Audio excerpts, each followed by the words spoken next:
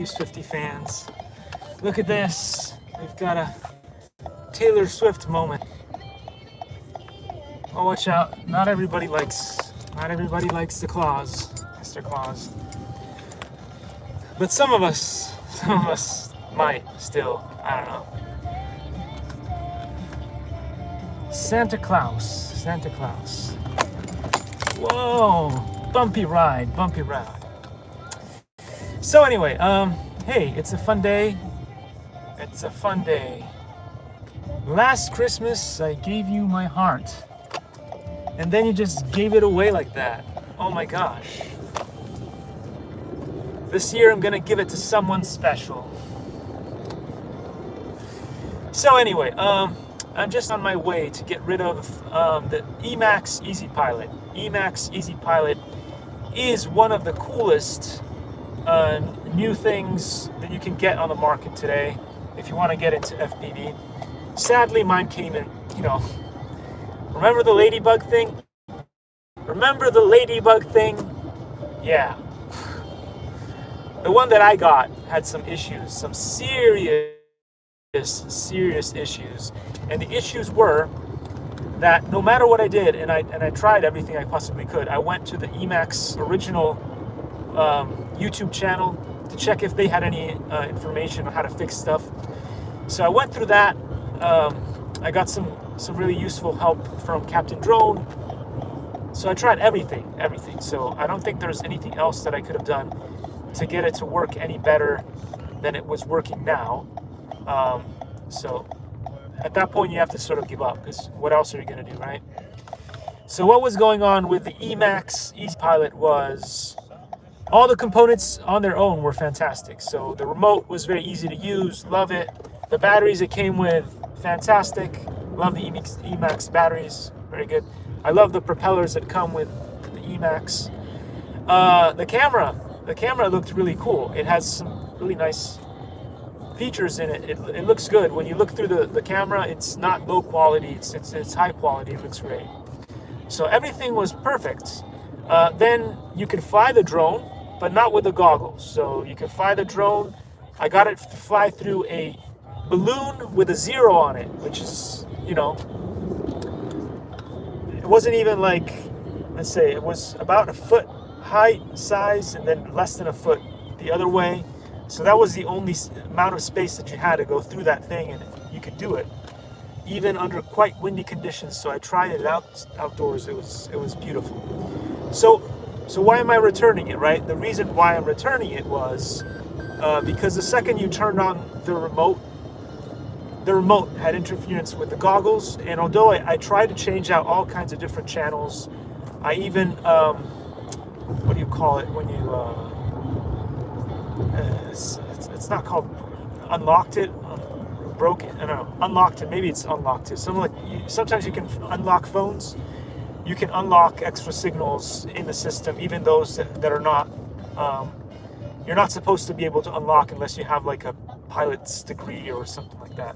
One of those, like if you go to the Pilot Institute, you can get like a certification. I think you need a certification in order to unlock certain channels. I unlocked them anyway because I was just trying to see if at least one channel out of all the channels in the goggles was going to be the right channel to run and not have interference with the remote. But I tried them all. There's about 40, I think, on there that you can try. So that was a huge waste of time. But no matter what you do, the little remote control that connects so well and controls the drone itself so well would not in any way allow me to do what I wanted it to. So that's the reason why I'm returning that today. So sad thing, because I love the drone, and the whole point was the drone was supposed to be a gift for my daughter to finally get her into FPV, but she already knows how to fly a drone, and she wanted to have goggles, so that was the idea. So I thought, hey, who better, like what company better to get? Oh, the cloud of death was starting to do stuff. Hey, this is kind of cool though. I don't know if I can show you guys this thing, but there is a military truck out here today. Goodness gracious, we're at the light. Look how cool that is. That is cool, guys. Anyway, back to my story about Emax and DJI and all that stuff that we're going to talk about real quick. Back we are. Here we go. So anyway, that's an issue that I was having there with, I don't know, it's too much Christmas music. What was I going to say about it? Yeah, so I really tried to get Emax products to run. So as I said before, the first one that I got was the Tiny Hawk. I lost that one, and it really bummed me out because it's not like they're really cheap. It's still like around $200 for the full kit and stuff. So it was not cheap. It did not come very well tuned. It didn't come stock with the Mockingbird or whatever. There's a software that you can install if you're really gifted with the coding stuff. You just basically go in and figure out Betaflight and all that stuff, and you can install it if you're good at that stuff. I'm not good at that stuff, so I couldn't do that. So I ran it stock, and eventually I lost it. So the camera wouldn't stay still. I tried to like glue it. I tried to super glue it into place, and every time it hit something, that camera would wobble around. So I thought Easy Pilot is great. The camera does not wobble around. It's perfect. And then that one has issues with the remote. The signal through the goggles is perfect. Again, you can use those goggles. I tried those goggles on other drones, connects up to them. You have beautiful signal. I love everything about it. You can adjust, if you have poor vision, you can adjust the focal in there and stuff. So it's really cool. They packed a lot of good technology into the Emax Easy Pilot. Even if it has like brush motors, those actually work quite well. I saw in the wind, as I said before. I'm not saying like strong gusts. I'm saying like mild wind. It'll do it better than most of the other products that I've tried before that are like cheap in the $50 range. So it handles that stuff like a champ. So yeah. So I don't know what to say. I would love it if Emax sent me something that came directly from the factory that was fully functional stuff. Again, a lot of the times these things happen to me is because I buy them off of eBay, so it's not always going to be the best. Sometimes you just purchased it from someone else and someone else messed it up or whatever it is. So I did a tear down to show you guys what it's like inside the remote and all that stuff, all that jazz, so you guys can take a look at what's that. There's a teensy weensy antenna in there, and yet the signal that is coming out of that remote is so powerful. I've noticed that this is something that seems to interfere with most of these things. If you look at footage, I've seen footage from other YouTubers who have been flying this thing, and if you look at their goggles as well, it tends to look like that too in their goggles. I'm not saying the snow. I'm saying there is a certain amount of flickering that happens. So when you turn on the goggles themselves, they're perfectly stable. But the second you turn on that remote, it flickers a little bit. Just flickers a little bit. And I've noticed that not just on the footage that I was trying to create, but also on other YouTubers' channels that have been reviewing this thing. So there is something there. Of course, mine is extra defective because it just turns to snow. But I've seen that kind of thing. So maybe that's something that Emax may have to look into. Again, most people can fly the way that the other pilots that I saw fly from their footage, but just not the way that I was trying to. So mine is obviously defective. So the return is going to happen. I just trying to park here real quick, right in front of the UPS. Sending it back UPS. Oh, this is pickup only. That's not good. Let me see if I can find another spot where I can park a little bit better and shadier. This should work here. Okay. Great stuff. Good. Oh, okay. So that's that about Emax. Oh, look at my enemies. That's why I have to keep telling people, why can't we be friends? Why can't we be friends? Why can't we be friends? Anyway, I'm never gonna throw away my dancing shoes. I'm never gonna throw away my dancing shoes. It's not worth it. Anyway, I don't know if you guys have heard the latest and greatest on the dying bird. Chirp, chirp, as it shows off the latest and greatest things. And I told you guys didn't believe me when I said it, but I told you guys the reason why Elon Musk bought Twitter was because it has a gazillion bits and pieces of dirt on politicians and other things. And he just couldn't help himself. He had to have access to that thing. Because if you own the platform, then you can release the data that's on the platform. I did tell you guys. You guys wouldn't listen, wouldn't believe me. But now he's got all this information on stuff, and I'm not going to go into it because you guys already know about it. And that would be a waste of my time. Ooh, I did tell you guys. You guys, you guys put it in the comments how I was delusional. But it's true. It's true. So anyway, let's get down and dirty with some cool stuff. So the other day, I was talking about this latest Twitter leak, because I guess Twitter has become the global town square of information. And so, it's the global town square of reliable information. So the other day I told you guys I found this really cool thing. This is a leak from DJI, or somebody who worked at DJI at some point. So this is the DJI Mini 4. So the DJI Mini 4 is going to have a fisheye lens like this. It's going to have VR capabilities on the top there, as you can see there. So this is one of the things that I found on Twitter that's pretty exciting. And I found one on the Avata. But before we get into the other leak that I found on the Avata, let's go through some of the cool things that have happened over the... there has been a serious kerfuffle.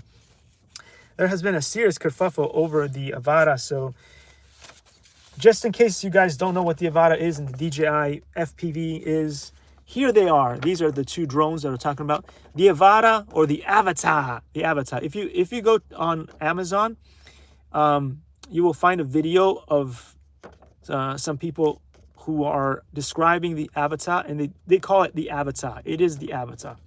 A lot of people call it the Avata and stuff, but it's not. It's the Avata. So anyway, this is the Avata, and this over here is what everybody calls the flying potato. The flying potato. I like to call it the elephant flying. But anyway, as you can see here, this is the largest of the drones. This is slightly smaller. This one has props facing upwards, and this has prop facing downwards, which is kind of important. This is the cool remote that you want, and these are the goggles that you want if you're going to buy these things. The later goggles may have better quality video and stuff, but if you have a big nose, like me, like Pinocchio, you probably want to have these ones. They're going to be more comfortable for you, and there's going to be slightly less light leak in these as well. But again, if you want to carry these around, they're going to be larger, so the newer goggles are going to be have a better form factor for that. Okay, so what else has been going on with the kerfuffle over that? Here, let me show you. These here are the newer goggles, and the names are confusing. There's goggles 2 and version 2 goggles. I don't know. It's too complicated to stay with all that stuff. But anyway, this is the motion controller that has got the internet gone wild over this thing, because I mean, it's the shape, it's the way that it controls stuff. It just makes people go wild. So there's been a huge kerfuffle over that thing. It's been quite interesting. So anyway, those are the things that we've seen. And then of course there has been all of this stuff that's been going on. The community has come up with really cool ideas and ways to make the Avatar, because the Avatar came onto the what do you call it? They tried to sell it too early, I think. They still hadn't fully figured out some of the kinks and things, and they put it on the market a little too early. So there were a couple of things that didn't work out so well. There were issues with the battery falling out.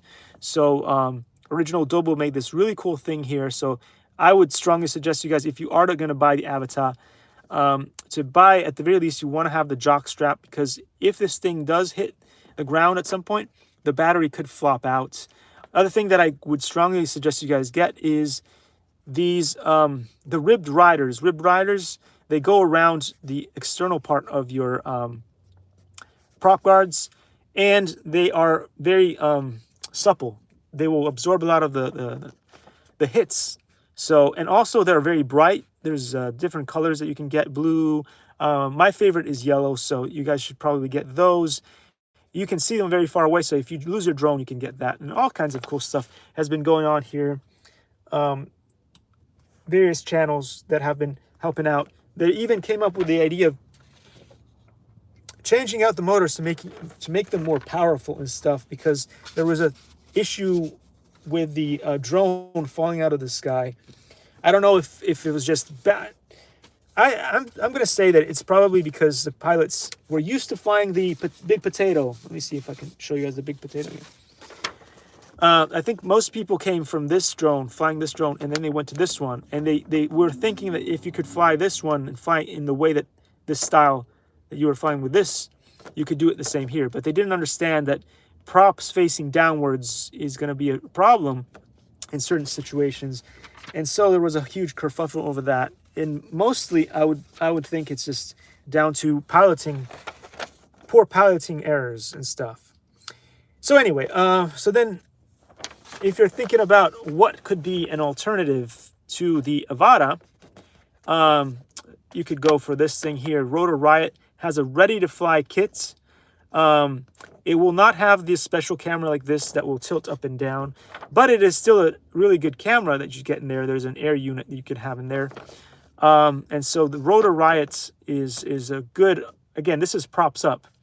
So you have an FPV model that comes ready to fly with everything you need, goggles, batteries, chargers, everything that is included. But it's got props up.